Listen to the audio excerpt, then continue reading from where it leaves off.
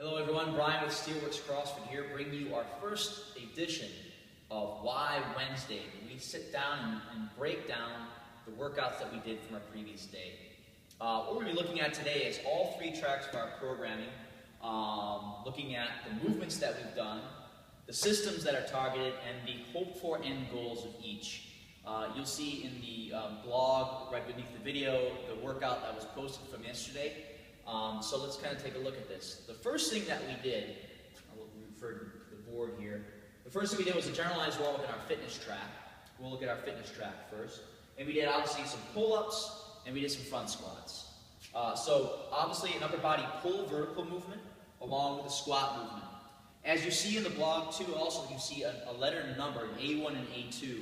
And that means that after one set of one of the movements is done, you hop down to the next set, or the next different movement, okay? So you do 5 assisted pull-ups and then 5 front squats, okay? Back and forth, okay? This is somewhat challenging for the body because you're going from a movement that's high in shoulder extension, which is in the pull-ups, to shoulder flexion, which is in the front squats. So that's a great combination between two of them. And if you've ever done the CrossFit workout Fran, you know what I'm talking about. That's a sucking movement. We also have farmer's carries and bear crawls, both two excellent core movements that build good muscular stamina, your traps, abs, etc. These are great ways to be able to do lots and lots of work to crush yourself up, but then at the end of the day, the next day, you're not going to feel too beat up. The systems that we were working in the fitness program for that day, we had our CP system, our creatine phosphagen system, which really kind of kicked in with our pull-ups and our front squats, and then also the oxidative system, which came into play with our carries and our bear crawls. Our general goals for the day, yesterday in the fitness track, were to build pull-up and squat strength, and develop a little bit of muscular stamina through the carries, obviously, and then most importantly, to familiarize the athlete with good positioning through tempo.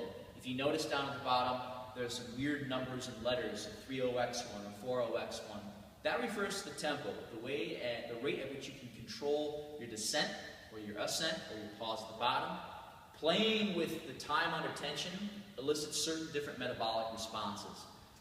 So a really great way to keep the intensity, meaning the load when you're lifting weight low, but yet still getting a good metabolic stimulus. That's for the fitness track. Let's take a look at the next video in the performance track. And we're back. Looking at the performance track now. In our performance track of programming, this is for people who have kind of graduated from the fitness track of programming, want a little bit more of a technical challenge with their lifting when they come into the gym.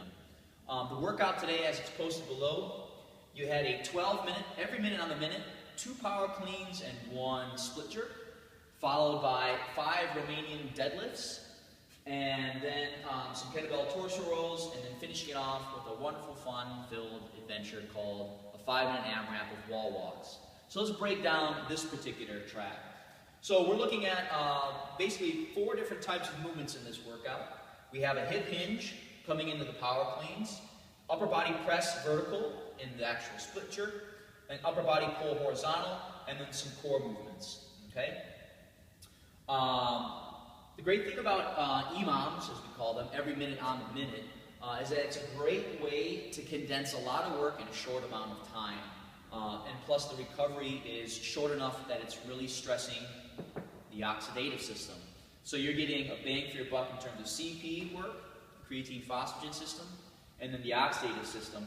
But within that, you're having the ability to practice that skill, okay? So this was a great skill piece, as well as a strength and conditioning piece for the performance track. We had, after the 12-minute, every minute on the minute, we had a complex of clean-style Romanian deadlifts, and also some kettlebell torso rows. Romanian deadlifts are a great way to develop good posterior chain strength, and also grip endurance. If you ever tried to do really heavy Romanian deadlifts, you realize that the grip is super important, and usually it's one of the first things to go. And then the kettlebell torso rolls were helping to develop that general upper body pulling horizontal movement which would kind of tie in to keeping the scapula retracted when you're doing your cleans and whatnot, snatches, deadlifts, etc. Okay? And then last but not least, we finish it off with the wall walks. If you've never done a wall walk, I highly recommend you do them. They're awesome. General conditioning pieces, and then also help you get over the fear of being upside down on top of your hands. So the general goals of the performance track yesterday were to build posterior chain strength, develop some weightlifting skill, and then also develop some core stamina. Okay? So there's our performance track. Day 2's welcome back, and the last but not least, our competitor track of programming explained. If you notice below in the blog, there's our workout. We had a mixture of basically 3 conditioning pieces today with a little bit of gymnastic skill folded in and also some of our weightlifting skill. Let's take a look at some of the movements that we did. We had 4 major types of movements: an upper body pull vertical, an upper body pull horizontal, hip hinge, and also a core movement. Trying to focus on our creatine phosphagen system as well as our oxidative system, hoping to stay away still from the nasty glycolytic, one of the anaerobic energy systems. The hoped for goals of this particular workout today, we're in the middle of a deload week, so we're kind of backing off on the volume and the intensity all week today, or all week this week. We're in the middle of a 12-week Olympic weightlifting cycle. So this is the end of week, we just got done with week 4, so this is week 5. We're taking a little bit of break and trying to let some stuff recover. The hope for goals, we want to develop the oxidative system through some high volume conditioning pieces. And then weightlifting maintenance. Like I said before, we're taking that break from our weightlifting, but I still wanted to kind of fold in some good weightlifting skill work and still have a relative intensity. The lifts that we did today were at 80% of our 1 rep max, so still having a little bit of a challenge, but the extra challenge came from the unbroken piece, as you see below. Also, in the second piece of the 4 rounds of paced effort of the hang power cleans and ring rows, we're looking at developing our barbell cycling accuracy.